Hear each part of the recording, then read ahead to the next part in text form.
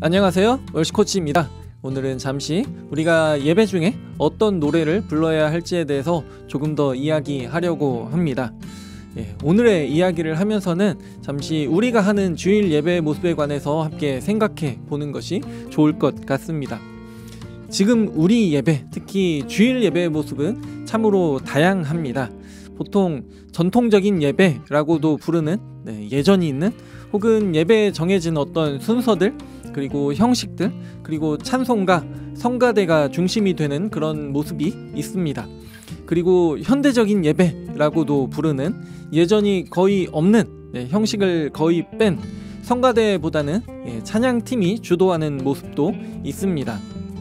그리고 이 전통적인 예배와 현대적인 예배 사이에는 또 정말 다양한 모습이 있습니다.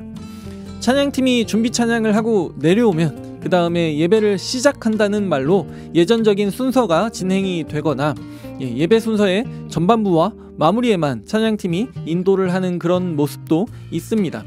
그리고 찬양팀이 서는 위치, 또 찬양팀의 악기 구성도 다양합니다. 그리고 현대적인 예배와는 원래 구분이 되지만 잘 구분하지 않고 생각하는 열린 예배 혹은 구도자 예배가 있습니다. 현대적인 예배와 열린 예배, 구도자 예배에 가장 큰 차이가 있다면 그것은 현대적인 예배는 이미 계속해서 교회에 다니던 사람들을 위해 전통적인 예배에서 변화가 있었던 것이라면 열린 예배, 구도자 예배는 교회가 익숙하지 않고 낯설은 이들이 교회에 자발적으로 혹은 뭔가 초청을 받아서 교회에 방문했을 때 어색하게 이방인처럼 있다가 가지 않고 환영받는 느낌으로 편하게 있다가 가능하다면 진행되는 그 순서에도 동참을 하다가 교회를 친근하게 느끼게 되어서 계속해서 교회에 방문하게 되고, 또 가능하다면 같은 믿음을 갖게 되는 것을 위하여서 예배의 전체적인 모습을 종교적인 색채를 최대한 빼고 교회 밖과 그리 다르지 않은 그런 모습으로 만들고요. 교회에 방문한 이들에게 그들이 거부감, 이질감을 느끼지 않을 만한 그런 음악, 이야기로 노래합니다. 그렇기에 예배의 전체적인 방향이 하나님을 향하기보다는 교회에 방문한 이들을 향합니다.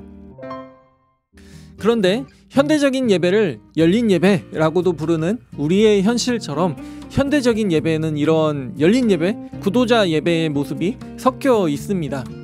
그렇기에 찬양팀이 부르는 그 노래도요, 교회에 방문한 이들을 향하거나 함께 예배하는 이들을 위로하거나 그들이 편한 마음을 갖게 되도록 하거나 그들이 서로를 축복하도록 하게 되는 경우가 많습니다.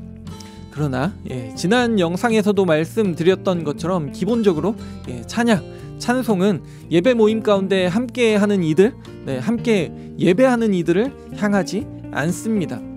우리가 특별한 시간에 서로를 향해서 부르는 그런 노래라면 다르겠지만요, 예배 중에 찬양은 사람들을 향하지 않습니다. 예배 중에 우리는 하나님을 향해서 하나님은 이런 분이십니다. 하나님은 이런 일을 하셨습니다. 우리는 이런 하나님을 믿습니다. 우리는 하나님이 이렇게 하실 것을 기대합니다. 라고 고백합니다. 그리고 우리가 하나님을 향해서 하는 이런 고백을 통해서 부수적으로 이 고백을 듣는 이들이 하나님을 알고 믿고 또 함께 고백하게 되기도 합니다. 그러나 우리가 찬양을 하면서 예배 모임 가운데 함께하는 이들에게 하나님은 이런 분이셔, 하나님은 너에게 이런 의미가 있어, 하나님이 너를 위로해 주시고 평안 주시길 바래, 하나님 믿어보지 않을래? 라고 말하지 않습니다. 이런 말은 찬송이 아니기 때문입니다. 이런 말은 필요하다면 보통 설교나 따로 준비된 특별한 시간에 하게 됩니다. 그리고 한 가지 더 긴 이야기가 필요할 수 있는 그런 이유를 말씀드리면 열린 예배, 구도자 예배는 없기 때문입니다. 곧 사람들을 위해서 사람들을 향해 하는 그런 예배는 없습니다. 예배는 그런 것입니다. 같은 고백을 할 수 없는 사람은, 곧 아직 믿지 않는 사람은요, 함께 예배할 수 없습니다. 우리는 예배 중에 함께 예배하는 이들을 충분히 생각하고 배려해서요, 그들이 함께 하나님께 고백할 수 있도록 도와야 합니다. 이것은 우리가 예배하기 위해 모였기 때문에 당연한 것입니다. 어느 모임에 처음 방문한 이들이요, 어색함, 불편함, 이질감을 느끼게 되는 것은요, 특별한 어떤 방향성, 생각을 가진 이들이 모이는 모든 모임에서 마찬가지입니다. 그런 느낌은 반복되는 방문, 참석을 통해서, 그리고 배움을 통한 같은 생각을 하게 되면서 사라지게 됩니다.